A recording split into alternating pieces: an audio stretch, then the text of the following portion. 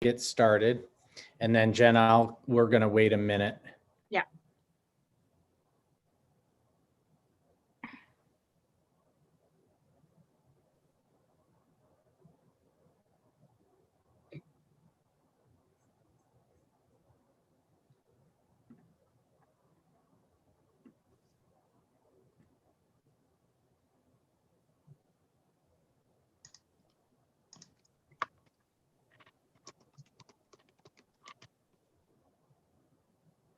Okay, Jen, Okay. Dr. Corman, whenever you are ready, we can go ahead and get started.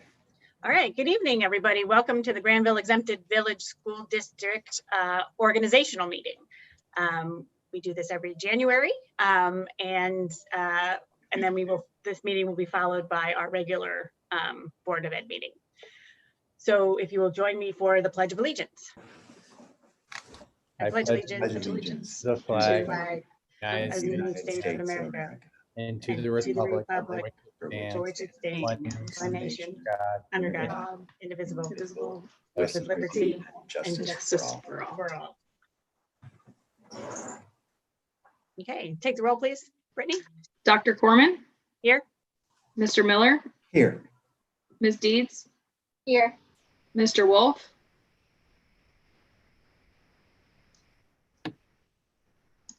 He's here. Fred, you're on mute. There you go. There we go. Ms. Shaw? Here. Thank you. Okay, so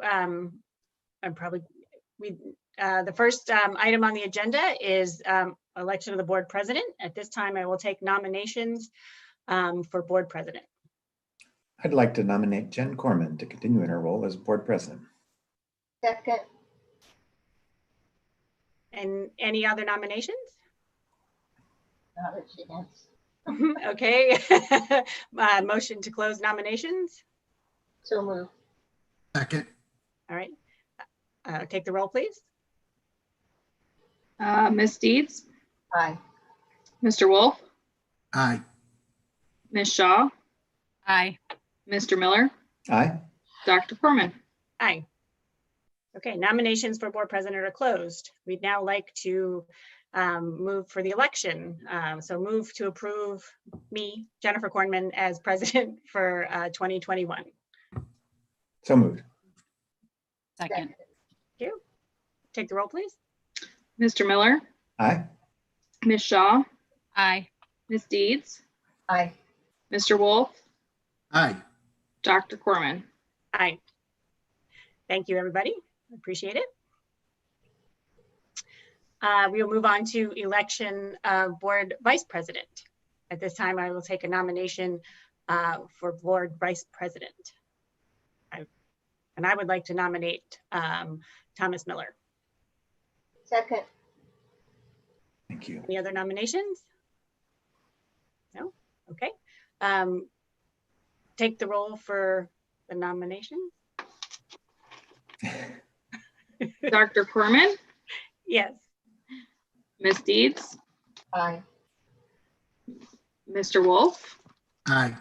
Ms. Shaw? Aye. Mr. Miller? Aye. Thank you. Now we will take the vote for the election of the vice president. Can I have a motion to approve Thomas Miller as vice president for 2021? So moved. Second. So moved. Thank you. Take the roll, please. Ms. Shaw? Aye. Mr. Wolf? Aye. Ms. Deeds? Aye. Mr. Miller? Aye. Dr. Corman? Motion approved. Congratulations to you both. Fantastic. I think one of the great things about a strong organization is having strong leadership, and Dr. Corman and Mr. Miller have been, leading our district for a couple of years now, and they are supported by a wonderful cast of other board members that we'll talk about later. So congratulations to the both of you, and thank you. Thank Thanks, you. everybody. Yep, thank you. Okay, so moving on, approval of board policies and regulations currently in effect.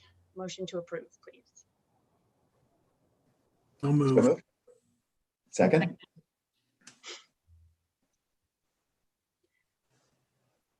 Jeff, do you have any?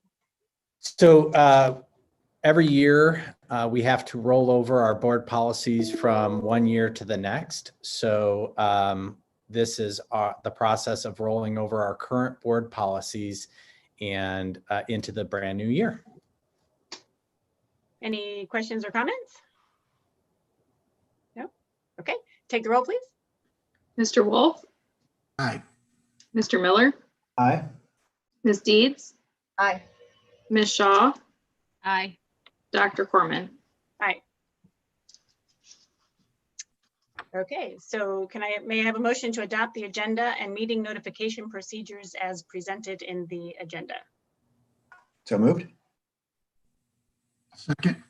Thank you. Okay, this item is related to our notification of board meetings. Obviously, we are in our organizational meeting right now for the year, but we have organizational regular meetings. We have the ability to call special meetings and or emergency meetings. And there is a provision if people want personal notification of those meetings, they can sign up through Janelle King in my office and get on the distribution list. Otherwise, it is communicated via other media outlets. Can you scroll slowly through that item? I can. Thank you. Do you have any questions or comments for Mr. Brown? No? All right, take the roll, please. Mr. Miller, Aye. Mr. Wolf, Aye. Ms. Deeds, Aye. Ms. Shaw, Aye. Dr. Corman. Aye. Item 8. Okay, item 8 is our board member designations and designee assignments. As you can see, we have listed several assignments for the 2021 school year, and we listed the previous person who was filling in that role. We have a seat in the as a trustee for the Granville Recreation District. Brian Costa is in the middle of it, or at the end of a term, will be starting a new term. He has agreed to do that. So thank you for Officer Costa for filling that role for us. Dr. Corman, you are our representative to CTEC. I believe that you have one more year on that term. Mr. Wolf, you are our liaison to the Granville Education Foundation. Mr. Scott Mortimer is our liaison to the Granville Foundation. Mrs. Triolo is the representative for the Licking County Tax Incentive Review Committee and the Newark Granville Community Authority, which we had our organizational meeting earlier today at 5:30. So she serves in that capacity. Mr. Jeremy Young serves as our ex officio member of the Granville Village Planning Commission.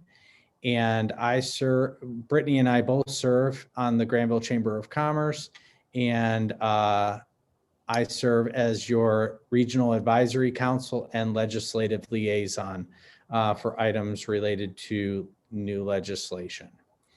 So those are the kind of committee assignments or the appointments. And then down below, we have superintendent committee assignments where we assign board members to different superintendent committees. The superintendent committees are based off of benchmarks that have been developed for over 10 years now. And those benchmarks are articulated on the board agenda. We have a whole child committee, world-class education committee, operations and resource committee, finance community committee, and diversity, equity, and inclusion committee. I will note that the diversity, equity, and inclusion committee is a new committee being formed to continue to address concerns and talk about the issues surrounding diversity, equity, and inclusion. Obviously, these are central component to our continuous improvement mentality. And typically what we do is we articulate who would like to be on each committee. And then we make one motion to approve all of the committee assignments. So at this time, who would like to articulate their committee assignments? I'd like to be on the Diversity, Equity, and Inclusion Committee. Okay, I'd like to join Jen on, Dr. Corman on that committee. okay.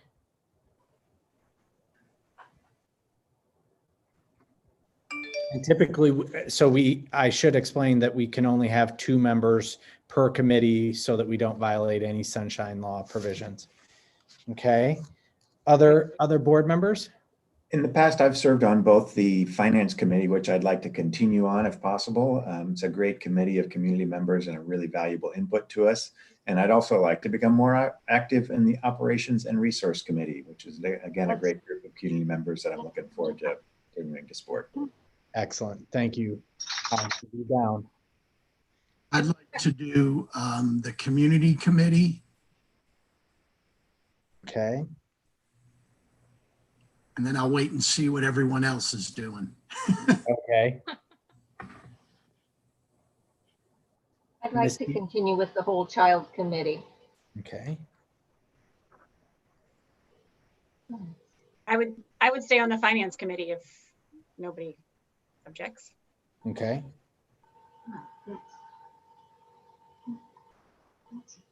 I'd like to continue on the World Class Education Committee, Excellent, thank you. unless Fred was that. Oh, Well, that's we fine. have the ability to do 2, so, That's right. Okay. I'll do Operations and Resource if that's okay. acceptable to anybody. Okay, we now have all the superintendent committees filled. But we have some that have 2, some that have 1, that's totally fine. But if there's another committee that someone would like to be a part of, we have availability on whole child, world-class ed, and community committee.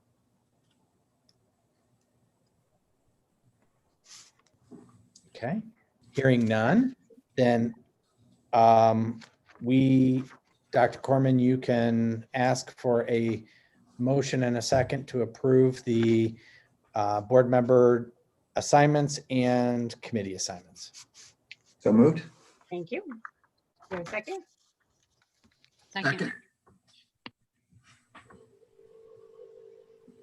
Any other questions or comments about the committee assignments? Let me make one quick comment that all of these committees are open to the public and really reliant on them. So, if anybody that's watching or anybody in the community or any of our board members know of people that have a particular passion or interest in one of these, they really are vibrant and great groups, and it's a great way to start to get engaged more in the school district and understand a little bit behind the scenes and help us make important decisions. So I'm just going to put that plea out there to any Granville School District public members that we are always welcome in these forums, and keep in touch, I assume through Jeff Brown, to be assigned to one of the committees, or reach out to any one of the school board members who's a representative on them, and we'll make sure we connect you with the upcoming schedule and get you involved. Yes, thank you, Thomas. Do Thank they you. connect? Do they contact Janelle? Yeah, Yeah. contact my office, Janelle King, and she can get you connected with the facilitators of each committee. Right now, Mr. Durst facilitates the whole child committee. Mr. Bernath facilitates the World Class Education Committee. The Sherburne facilitates operations and resources. Brittany facilitates finance, and I facilitate the community committee, and I will facilitate the new diversity, equity, and inclusion committee. Excellent, thank you. Any other questions or comments? All right, take the roll, please. Mr. Miller, Aye. Ms. Shaw, Aye. Mr. Wolf, Aye. Ms. Deeds, Aye. Dr. Corman. Aye. Thank you. Next item, Dr. Corman. Okay, so next item is board member compensation, which we are proposing to stay the same as it has been for the past year or two, or I guess since 2016, so for the past 4 years. Motion to approve board member compensation. So moved. You have a second? Second. Thank you. Any questions or comments? No? Okay, take the roll, please. Mr. Wolf, Ms. Shaw, Aye. Ms. Deeds, Aye. Mr. Miller, Aye. Dr. Corman. Aye. I can honestly tell you that you are underpaid for what you do for this community. So I appreciate your volunteerism because that's really what it is. So thank you. Item 11, the resolution to create a service fund. Motion to approve, please. So moved. Do you have a Second. second? Thank you. So the service fund is for any expenses of members for meetings and or awards that the board distributes to staff and any paying for anything that has occurred during the duty as a board member. And this is the same as level it's This been has for a been number the of years. same for, I would say, 8 years. Okay, So we have not increased. very good. Any questions or comments? No? Okay, take the roll, please. Mr. Miller, Aye. Mr. Wolf, Aye. Ms. Deeds, Aye. Ms. Shaw, Aye. Dr. Corman. Aye. Okay. Item 12 is the resolution to establish board meeting times, dates, and locations. So Motion moved. to- Thank you.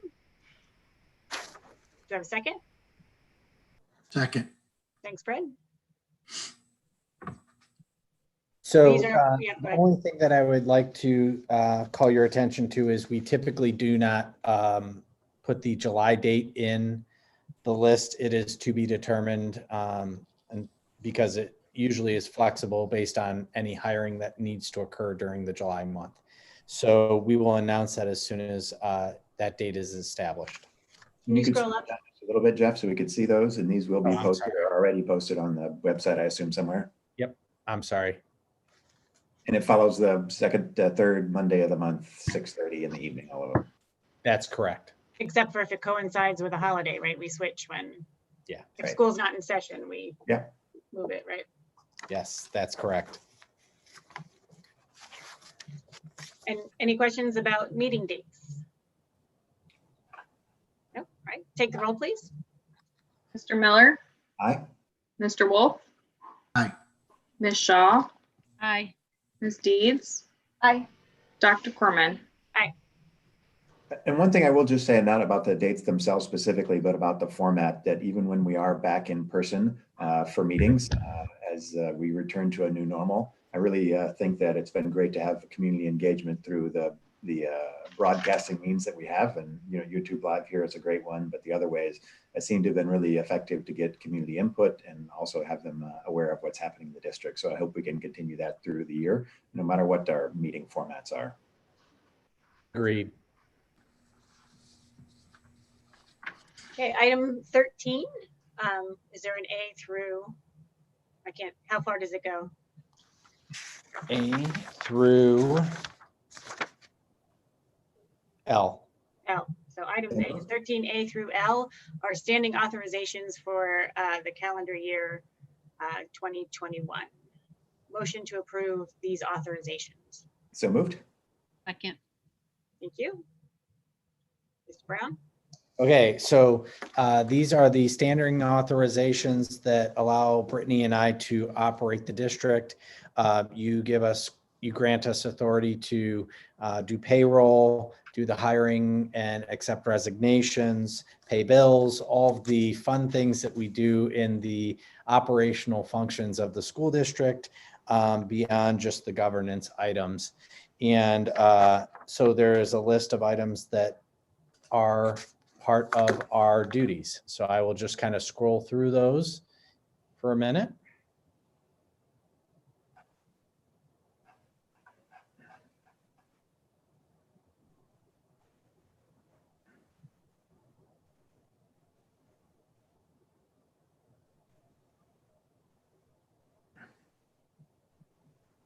And that is the last item.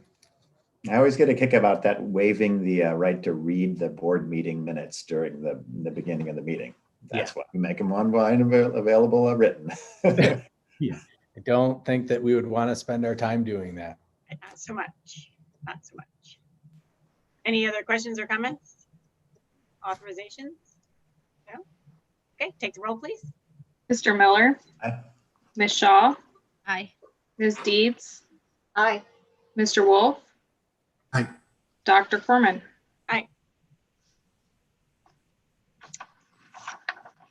Can you scroll down, please? Thank you. Oh, whoa, look at that. Motion to adjourn. So moved. Second. Any discussion? No, okay. Take the roll, please. Mr. Wolf, Aye. Ms. Deeds, Aye. Ms. Shaw, Aye. Mr. Miller, Aye. Dr. Corman. Aye. Organizational meeting is now adjourned.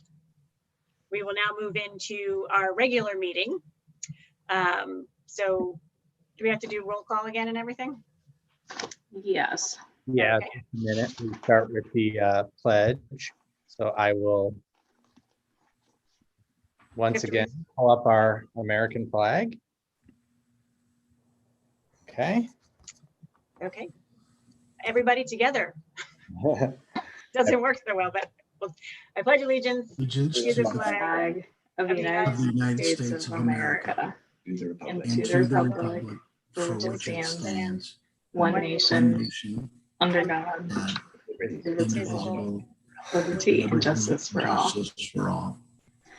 Thank you. Brittany, take the roll, please. Dr. Corman, Here. Mr. Miller, Here. Ms. Deeds, I'm here. Mr. Wolf, Here. Ms. Shaw. Here. Thank you. May I have a motion to approve the agenda? So moved. Second. And any questions about the agenda or changes? Okay, take the roll, please. Mr. Miller, Aye.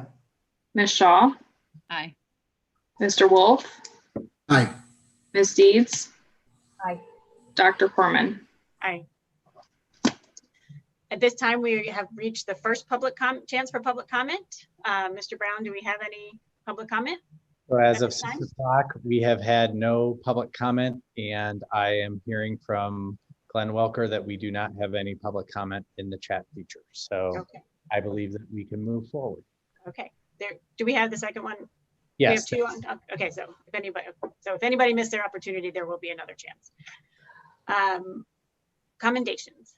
All right. So this is the portion of the meeting where we commend certain people that have tremendous impact or achievement within our organization. And we have the pleasure of recognizing all of our board members tonight. It is board member recognition month. And so we talked a little bit about your compensation earlier, and that it's a small token of the appreciation for the community to your service to the board. The Board of Education is the governance body that sets policies and procedures for Granville schools, but really it's more than that. It's about vision. It's about vision that shapes what the educational outcomes are for Granville students. And your participation on the board is a tremendous benefit to the administration and the teachers, knowing that you have what is the best interest of our students at heart. And you take at times criticism for some of the decisions that we make. A lot of times you probably don't hear the praise that you deserve for your leadership. But once a year we get to say thank you. And so as a token of our appreciation, you get a little certificate that says thank you. But we are continuing our tradition. Since I've been the superintendent, we've given a book to the board members every year. We are a learning organization, so it's kind of appropriate that we give the gift of reading to our board members. This year, we are doing a book study. Volunteers are volunteering for a book study around diversity, equity, and inclusion. And so the book that we are reading is So You Want to Talk About Race. And so I thought it would be appropriate for the board members to have that book that some of our staff members are going to be reading as part of their professional development. So all of you will get a copy delivered to your house. We thought we were going to do that today, but we had a few issues today. So we're going to give that to you later. But you will get this book, and I hope that you enjoy it. But on behalf of the administrative team and all of the teachers in our organization, thank you. You do a tremendous job at leading our organization and setting a vision that really, I think represents a lot of what our Portrait of a Graduate represents. You set that stage, and we appreciate all of your service to our community and our students. So thank you. Thanks, Jeff. I just like to say that it's been a pleasure serving with all the members of this board. I think we are very productive, and we have a nice shared understanding that we get a lot of work done, but can have good discussion as well. And I just wanted to say that it's been a pleasure to serve with all of you. So, and thank you for all of your time that you put into the school district and the well-being and best interests of our students and staff. So just wanted to say thanks. I would say you are exemplars in the area of civil discourse and the ability to work together to compromise in the best interest of Granville schools. And I think there's a lot of people that should look to you as models for that type of behavior. I think it's sometimes not seen in other areas, and I think we do a very good job as a governance team of being respectful, honoring opinions, and then looking at what would be in the best interest of our students and staff. And I think you do a tremendous job. So again, thank you. Thank you. All right. Staff reports? Yes. So Brittany, I will stop sharing and you can pull up your monthly financial report. Okay, thank you.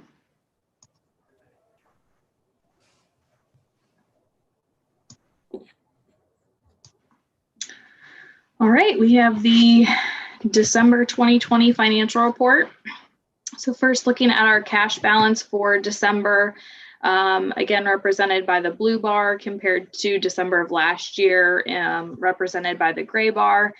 We are approximately $1.1 million more than where we were December of last year. And that's primarily due to the phase-in of the income tax. So we're bringing in more revenue. Moving to revenue collections for the month of December compared to last December. We had no local tax revenue collected, so nothing to report there. State revenue, again, as I've mentioned from prior months, is down over prior year. And that's just a timing issue of when the state made the cuts last year versus this year. But in total, the amount of state revenue that we received will be the same as last year. And then all other revenue, this was a Bureau of Workers' Comp dividend payment that we received in December. That was actually 4 times our 2019 premiums. So BWC has now issued, I think it's been 4 dividend payments in about the last 18 months or so. And so that was to help, at least 2 of those payments, 2 or 3 of those payments were to help businesses just to offset some of the costs associated with COVID. So that is not anticipated to continue based on how much we're paying in. We're receiving dividends each year. So that is unlikely to continue to occur. So that is a timing variance compared to last year. Then looking at revenue year to date, so July through December, Local tax revenue is up 1.7 million, and that again is the phase-in of the income tax. State revenue down 243,000, and that's timing again of when the cuts were made at the state level. That will level out by the end of the year. And then all other revenue now has pretty much caught up with last year.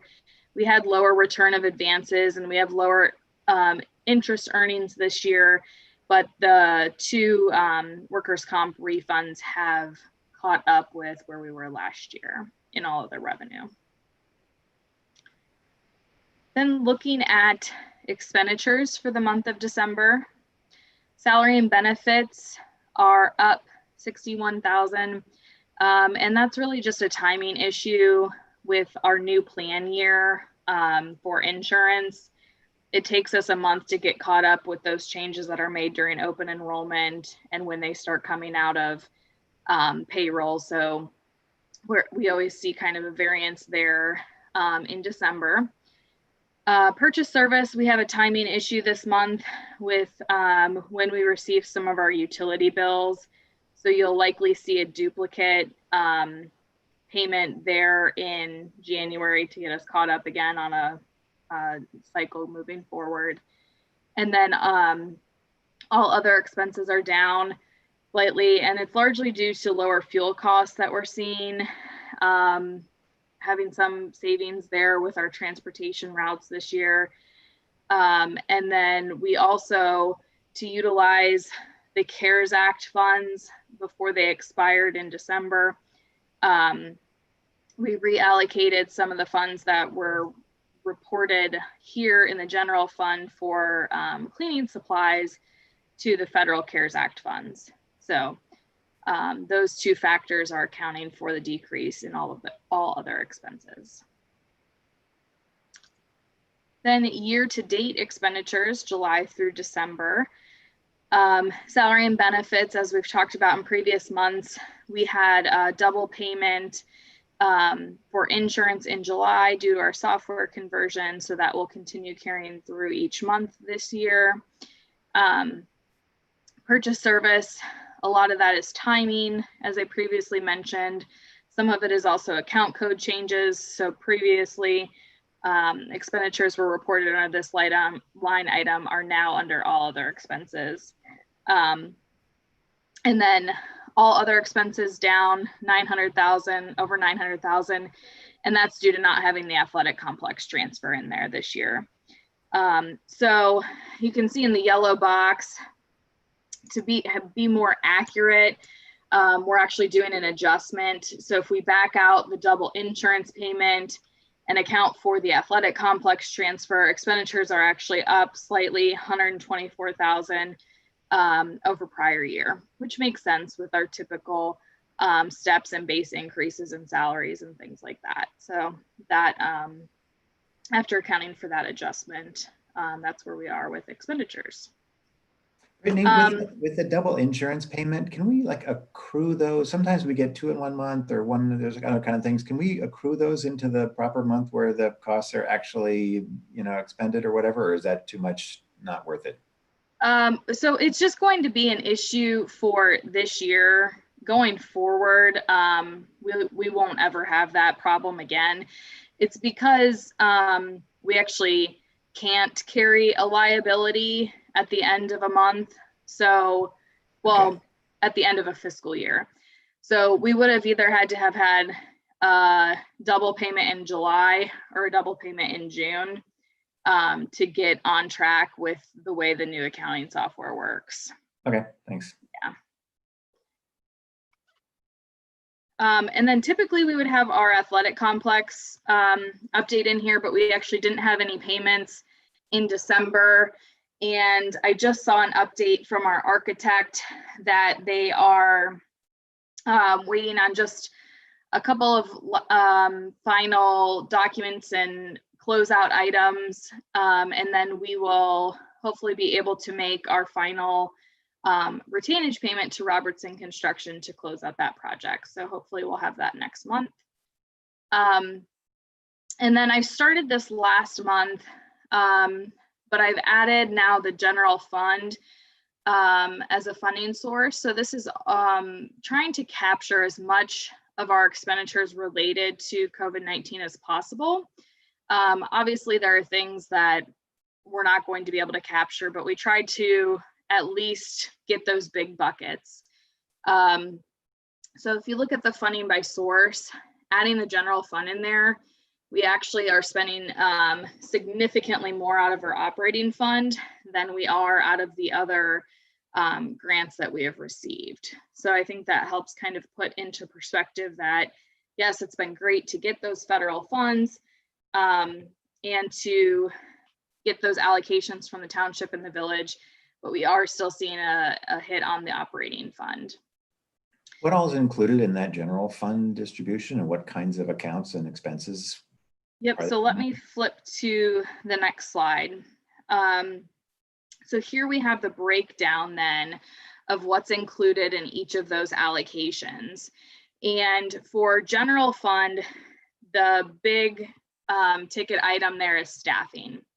So we talked about this when I went over the November 5-year forecast, but we had to add an intervention specialist position.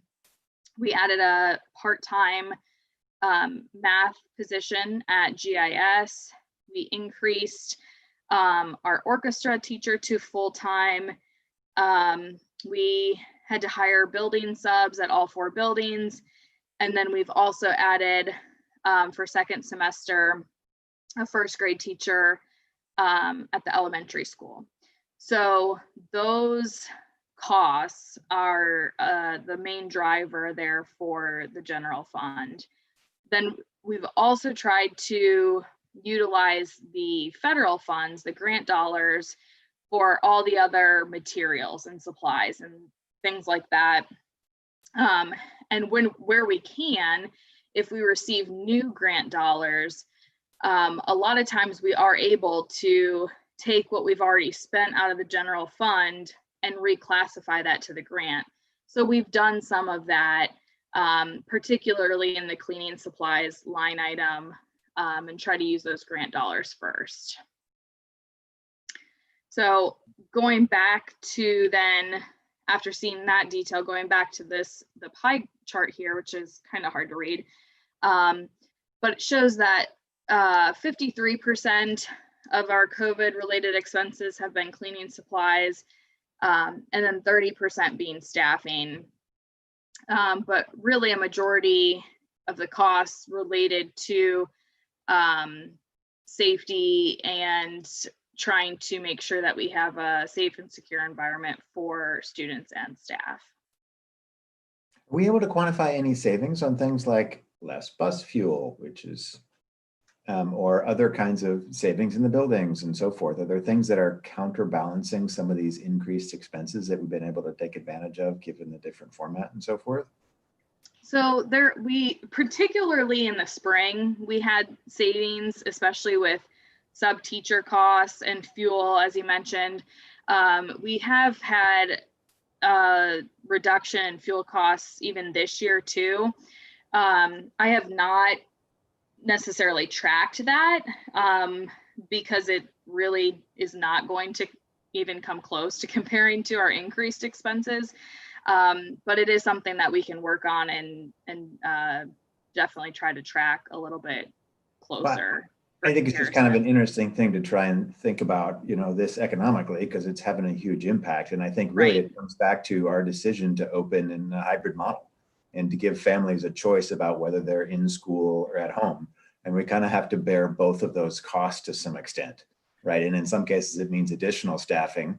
You know, maybe there's some savings in some ways in the cafeteria or in the bus fuel or so forth, right? But I think this increase in cost, is really due to the, you know, safety that, you know we need to do through this pandemic to keep the kids safe and not have transmission within our schools, but also to kind of keep up the same level of expectation, both for our remote learners as well as those in school. And so, you know, thanks for keeping an eye on this. Appreciate just this specific summary so we can see where that's coming from. And also just wanted to again thank our other community organizations, the township and the village, for recognizing the real needs that we have in the school district and choosing to support us with those federal funds that they're receiving. So again, a big thanks to them, and thanks for keeping track of this. And it's something we'll have to manage through the rest of this process. Yep, definitely. Thank you. Okay, and then the last page here is just our cash reconciliation. And I just will note the dental bank account that we have set up there. At the last meeting, we approved to go to self-funded for our dental insurance. So that actually requires us to set up a separate bank account that we deposit those premiums into, and then pay claims directly from that account so that it's separate from all of our other funds. So just wanted to bring that to your attention as well. Any other questions or comments on the financial report? All right, I will stop sharing and turn it back over to Jeff. Okay, thank you. This is my monthly COVID update. And Brittany, I think it was, and Thomas, to your point, I think the COVID cost explanation is helpful because it does explain that the options that we did provide do have costs associated with them. But we believe that it's in the best interest of our students to have both options, in person and a remote option for our students. And I believe that we're doing that very well. So I was going to start with a little bit about the remote week, but I think I'm going to start now with some of the transportation issues that we had today. So I just want to kind of explain to the board a little bit about, the challenges that we're seeing, especially in transportation. And we have signs out posted, bus drivers needed. Today was a perfect example of why. When you have last minute people calling in for a variety of different reasons, it really does stretch our capacity to provide the service of transportation. And that's exactly what happened this morning late. And so I want to apologize to the community for the last minute nature of what we did. But I also want to thank the parents for getting our students to school that were in person. We had a successful day. But we recognize that the inconvenience that it put on parents to, have to, get their kid in the car and take them to school today. Moving forward, we've developed a plan to try and address that in the future, and we would do much more targeted communications to specific bus routes. And what will do is we'll have almost a secondary route run at a later time once the first round of buses can deliver students. So we've figured out a way to kind of run a second route, and we'll do that in the future moving forward. Hopefully we don't have to deal with this. And if you are out there and you have a CDL license and you want to work for Granville Schools, please submit your application to the bus garage or to Tanya Sherburne and Human Resources. And we would love to have you participate in a fantastic group of people that get our students to and from school safely every single day. So we want to again apologize for that transportation issue. We are coming off of the last week of the first semester, and today was the first day of the second semester. Last week we were in a remote setting, basically because if you looked at our past record of COVID spikes, we saw them around holidays.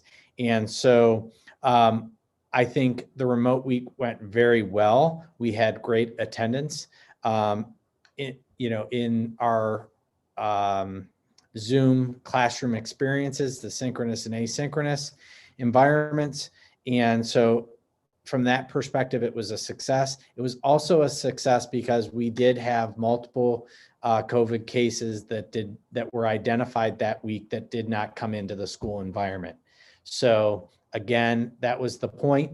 The point was to try and give a little bit of time and space between, some of the celebrations.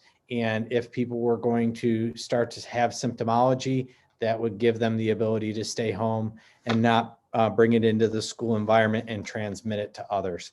So from that standpoint, the remote week was a huge success and it served its purpose. A couple of other items that I wanted to call your attention to. The first is the governor announced during the break that he would be aligning with something that Licking County Health Department had already made the decision to do. He released new guidance on close contact, and which affirmed what Licking County Health Department had done based on the research from a study out of the Ohio State University. And so we are continuing to do the guidance procedures for close contact, which means, 3 feet. And if they're 3 feet in mass, they are not considered close contact. So that was helpful in us continuing to meet the demand for in-person environment and the in-person environment. And we are not going to adjust based on any further based on that guidance from the governor's office over that break. We're just going to continue with what the health department had identified. The last thing that I want to call your attention to is kind of the vaccine update. So last Friday, certain members of our staff were vaccinated, people who provide care for others, and they were identified as part of phase 1A as far as first responders. The majority of the school district will then fall into phase 1B. Phase 1B will initiate February 1st if they have the vaccine available to them. And that is a big if. This could take multiple months for our staff members to get vaccinated. We did a survey of our staff. We believe that 88% of them will want to be vaccinated. And obviously for other reasons, people consult with their primary care physicians. And so, if they can't get the vaccine at this time, then, they'll have to go, to the end of the line, so to speak, in the next rollout of additional vaccine. But we are identified as phase 1B. And if the health department gets through phase 1A sooner, they will initiate phase 1B as soon as possible, and we'll start holding vaccination clinics for staff. We've been coordinating with the health department. They do a fantastic job of communicating with us. And we believe that as soon as we can, and if the vaccine is available, we will start getting our staff vaccinated, but it will probably be a several month process. So I wanted to provide those updates to you related to our COVID restart plan. We're very excited that we started both our new remote environment and our in-person environment with all of the schedule changes that occurred through that process. I want to thank the parents for their commitments. I want to thank the administration for making all of the changes necessary to the schedule to make it work for the second semester. And as always, thank our staff for their continued dedication to our students. Our teachers continue to do a fantastic job of being flexible and pivoting whenever they need to pivot in order to provide a high quality educational experience for our students. So second semester is off and rolling. We anticipate that transportation will be smooth tomorrow and for the rest of this week. If not, we will communicate any targeted information necessary via school messenger or our variety of social media outlets. Any questions for me related to the COVID update? Just wanted to quickly say that it's worth noting the data that led to the change in procedure was that when we quarantine kids at 6 feet, there was never a single case identified. And so therefore it was felt that like we were quarantining too many unnecessarily. Is that, do I understand that correctly?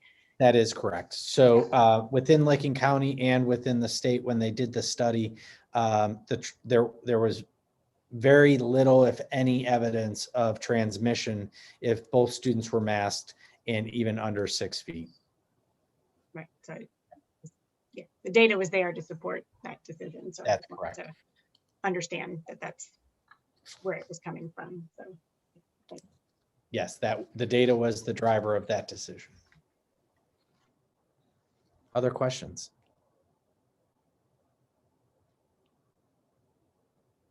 Okay, hearing none, I will jump back into the board agenda. And I will check very quickly to see if we have any additional public comment.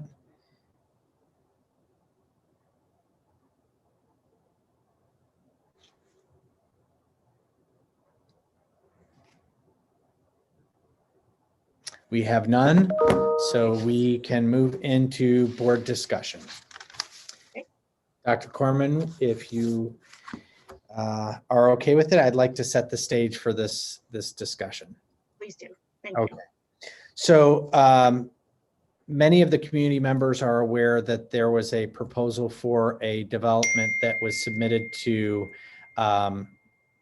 Newark City Council and Newark City Planning Commission on River Road.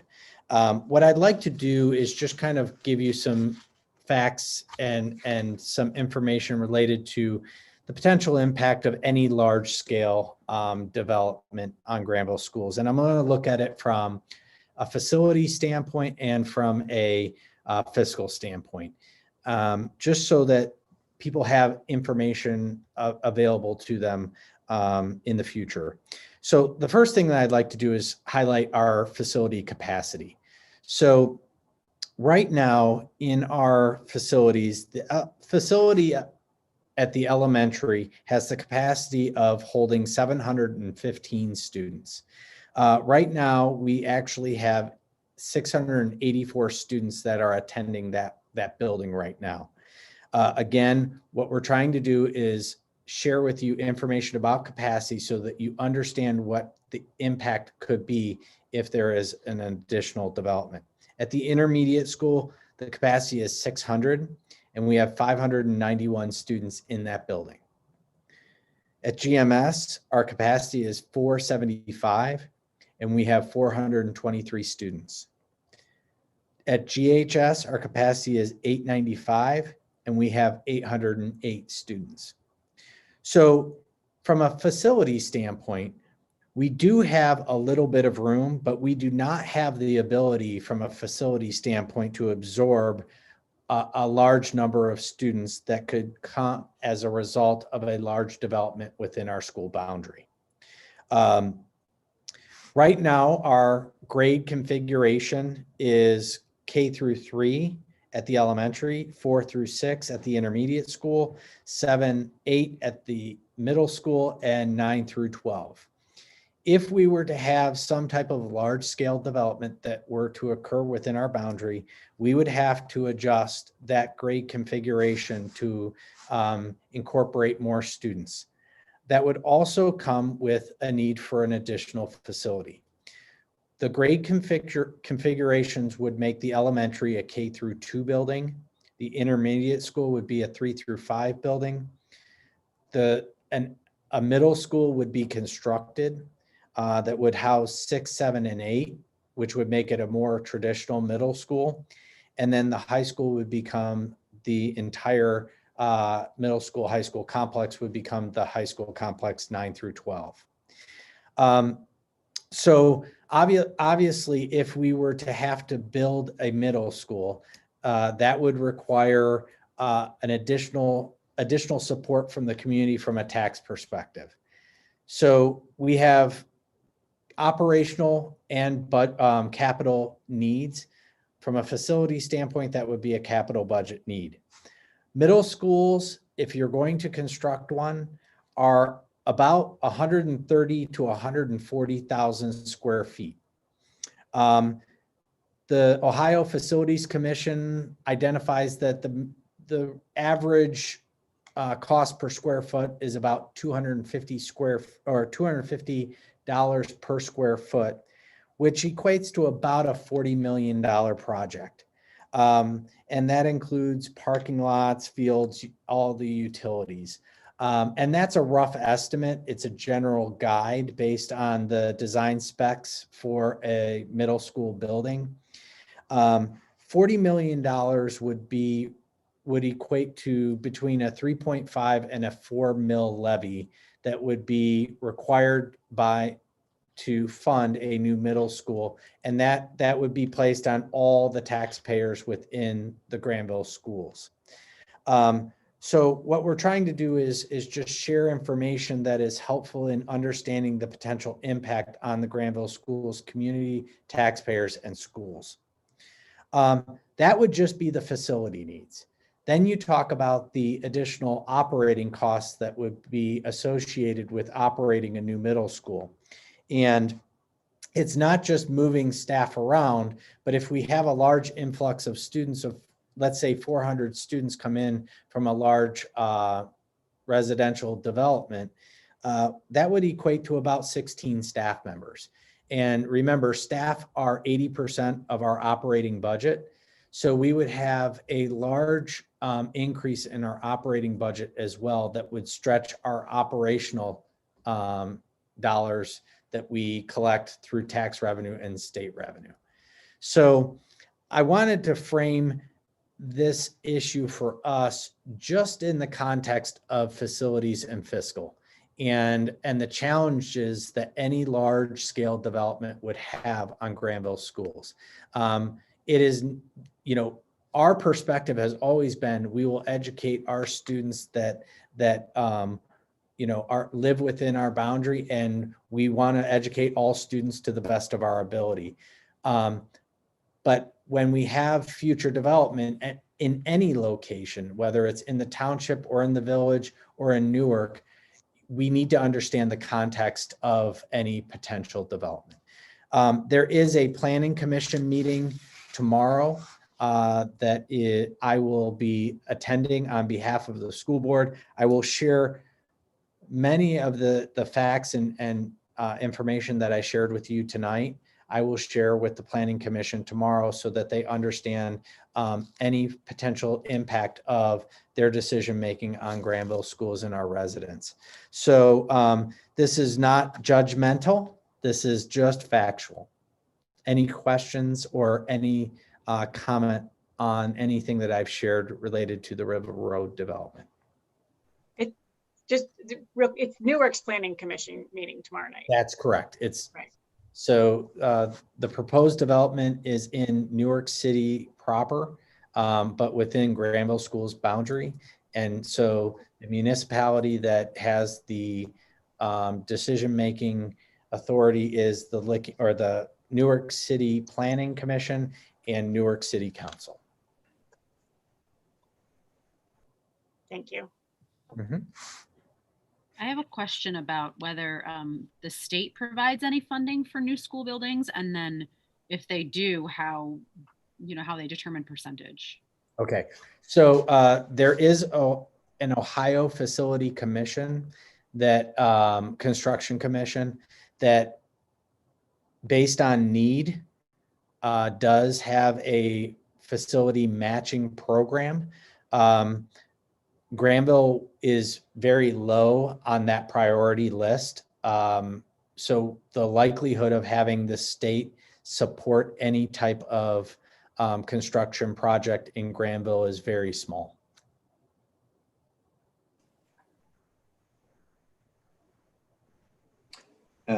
This is a huge financial impact that we need to keep our eye on very closely, right? Not only in the fact that we'll need a capital levy to build a new building for a large influx of students, but also how we manage the operational dollars of the staffing and how we get as much efficiency as we can out of the scaling of the district effectively and so forth. So I'd like to thank you for kind of working with the other community authorities and really understanding, how to collaborate on this and find the right way forward. But I think the key thing is to get out there, like you said, the financial data. This is not just like, oh, it's an easy decision. It's like, this is a big deal for Granville schools. We are not a huge school district that can just take the influx of these big developments without some forethought.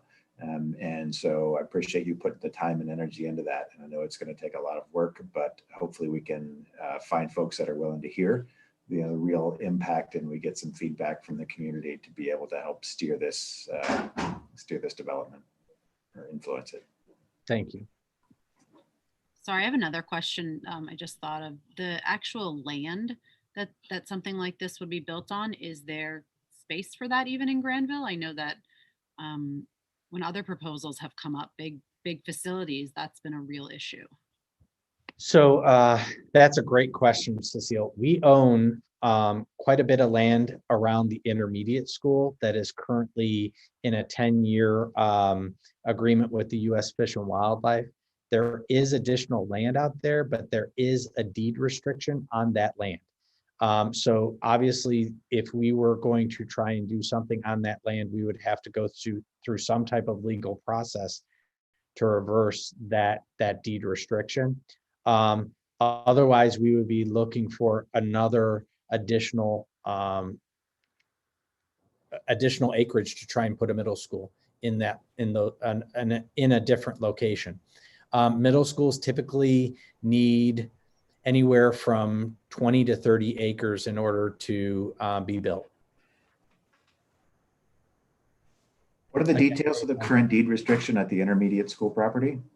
The current deed restriction, and probably Ms. Deeds would be the best person to, kind of talk about that, because, and Dr. Corman, maybe you were on the board as well, but no, you weren't, not, okay. But the deed restriction was a byproduct of the agreement to place the intermediate school out on Newburgh, and we were only allowed to build one facility.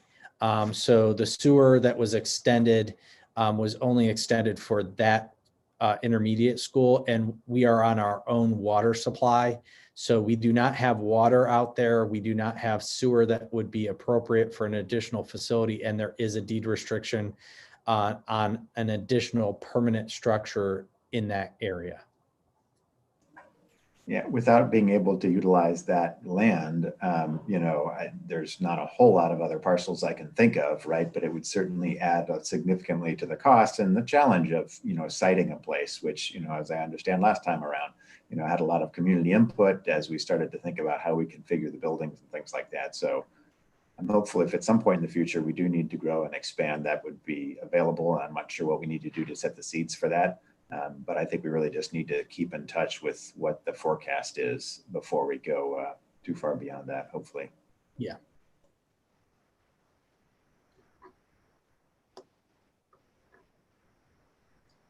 Okay. I will keep the board updated as to anything that occurs related to that project, and continue to update the community through a variety of different means. Thank you. Okay. Action agenda? Yeah, we have our action agenda. So action agenda item 11.01, board policy adoption. This is the second reading and adoption of the identified board policies that would become effective immediately and complement the policies that you rolled over during your organizational meeting. These again are based off of legal changes that occurred. All of these are required policies, and will just complement or update the current existing policies. So moved. Do we have a second? Second. Any questions or comments? You did say this was the second read, correct? Yes. Yeah, Yes. we had a first reading in December. Right. No other questions or comments? Take the roll, please. Mr. Miller, Aye. Mr. Wolf, Aye. Miss Deeds, Aye.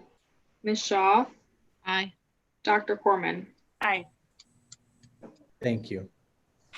Next item is 11.02. That is our membership in the Ohio School Boards Association. So moved. Second. We are a part of the Ohio School Boards Association. That organization and the association helps board member development. They host the Capitol Conference. and do some of the professional development that occurs throughout the year. So our membership is based off of enrollment, and I believe that it's at the same level as it was last year. Any questions or comments? No? All right, take the roll, please. Mr. Miller, Aye. Ms. Shaw, Aye. Mr. Wolf, Aye. Ms. Deeds, Aye. Dr. Corman. Aye. Thank you. The next item is 11.03, our participation in the Ohio School Boards Association Legal Assistance Membership Fund. Can you scroll up, please? Yep. Thank you. Sorry, I think Thomas Yes, had the first motion. motion. Yep. Do we have a second? Second. You. Okay, we have actually recently benefited from that legal assistance fund in a legal challenge a couple of years ago. So we have gotten more than our money's worth. For sure. Yep, I agree. Any other questions or comments? All right, take the roll, We please. stick together with other districts. I think it's good to show that collaboration and understand a little bit better what's happening in the broader world of legal issues relative to education. So it's a great group.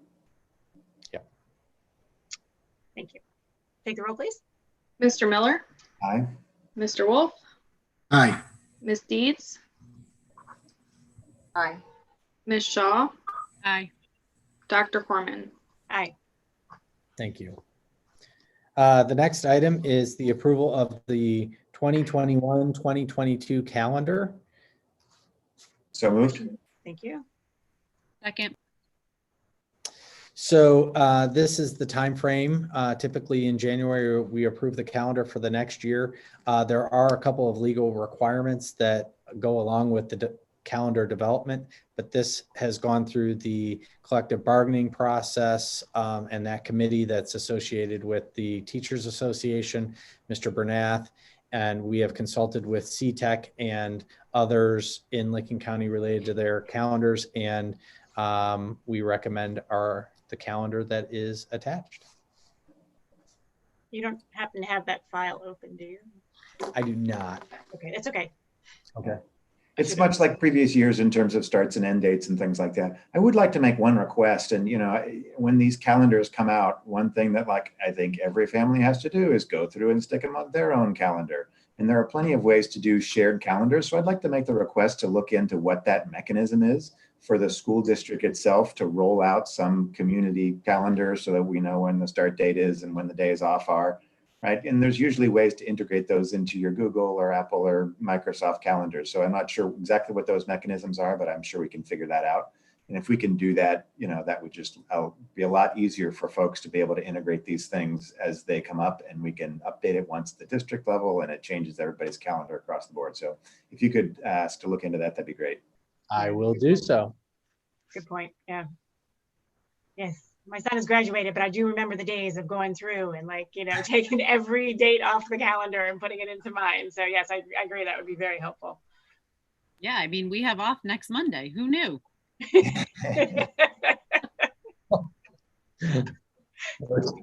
Exactly. Yeah. So thanks. Any other questions or comments? All right, take the roll, please. Mr. Miller, Aye. Ms. Shaw, Aye. Mr. Wolf, Aye. Ms. Deeds, Aye. Dr. Corman.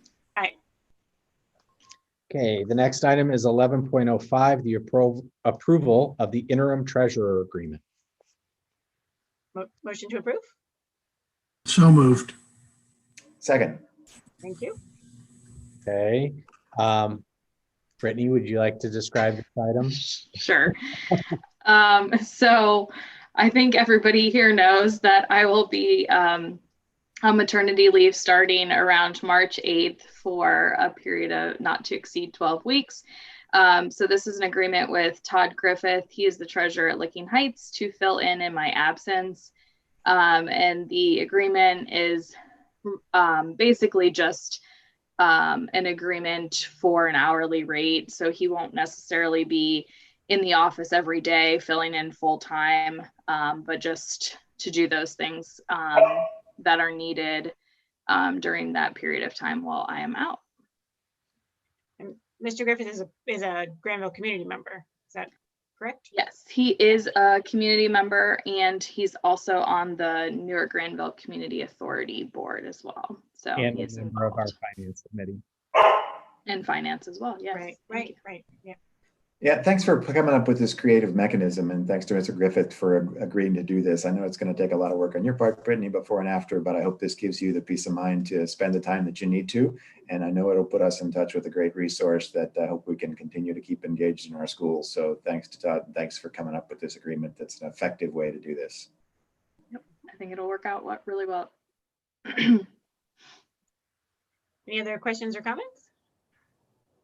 All right, take the roll, please. Mr. Wolf, Aye. Mr. Miller, Aye. Ms. Deeds, Aye. Ms. Shaw, Aye.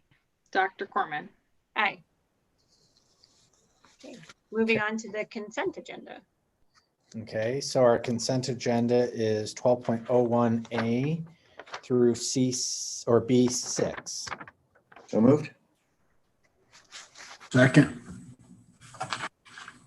Okay, so we have obviously our routine consent items, but I would call attention to the National Board Certification Teacher Stipend for the 2020-2021 school year. Caleb Slavinsky and Mike Bate have completed the necessary requirements for National Board Certification and in the past, and they receive a stipend for that work that they've done. That is not an easy process. It requires significant investment of teacher videoing and pedagogical conversations and justification in order to achieve National Board Certification. So kudos to Mike and Caleb for that high level of teacher professional development. The other item I'd like to call your attention to is the resignation of Todd Parkinson, our head volleyball coach. He's been here for several years, and Todd is moving on, and we appreciate in recognition of his service to our volleyball program. Any questions or comments about the consent agenda? Congratulations to Mr. Slavinsky and Mr. Bate, for sure. If there's no other questions or comments, please take the roll. Mr. Miller, Aye. Mr. Wolf, Aye. Ms. Shaw, Aye. Ms. Deeds, Aye. Dr. Corman. Thank you. Okay, that takes us to finances, right? Yep. It sure does, yep. Item 13.01, approval of the December 2020 financial report. So moved. Second. Thank you. Any other questions or comments? All right, take the roll, please. Mr. Miller, Aye. Ms. Shaw, Aye. Mr. Wolf, Aye. Ms. Deeds, Aye. Dr. Corman. Aye. Okay, item 13.02, approval of the permanent appropriation resolution during fiscal year ending June 30th, 2021. So moved. Second.